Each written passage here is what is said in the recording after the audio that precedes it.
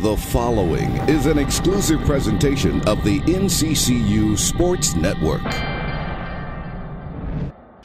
Jonathan Duran here with the NCCU Sports Network. We're here at the fall camp for NCCU football. We're going to focus on the receiving core today, talk to the wide receiver coach and also the tight end coach. We'll start with the wide receivers. Last year we had Quentin Atkinson, standout wide receiver, and he was on the All-MEAC team, preseason All-MEAC. Talk about what you've seen from him so far this year. Quentin Atkinson had a stellar year last year. Quentin Atkinson is the leader of the receiving corps. He's had an outstanding summer. It started there with conditioning in the weight room. His numbers changed in the weight room. His bench went up about 20 pounds. He's been conditioning like crazy. He's taken over the leadership of the wide receiver corps and got those guys to follow behind him. And Deontay Wright making a transition from the running back position over to the wide receiver position has been an outstanding thing for us. We got a lot of guys that can make an explosive play at any time.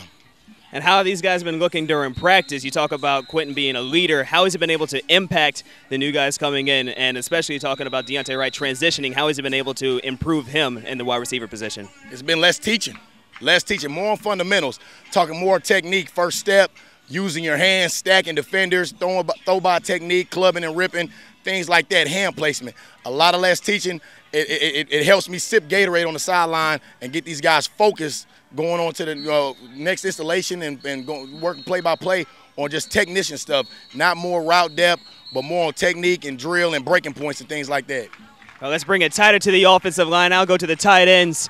Devon Simmons last year, standout tight end. Big guy, big hands, able to lay out some big blocks as well. What have you seen from him so far during practice? Right, nothing's changed. We got a good group, a nice mix between the older guys like Javon and Nate Scruggs and Daniel Rhodes and some of the newer young men like Glenn Calvin and Fairley.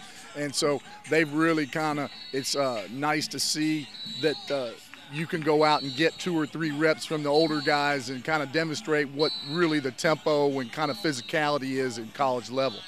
It's a high-paced spread offense. Tight ends not only going to be flexing out for the pass, but also blocking as well. How have they been able to get that done so far during practice? It's been great. There's some things that obviously I'm never happy. That's my position as a tight ends coach. It can always be a little bit better, and we're striving for perfection. But they've done a good job. I mean, it's very difficult in the offense as far as being attached or detached, and the rules change, and they've handled it really well, and I'm really impressed with obviously the returners' knowledge, but our younger guys really picking up on the system.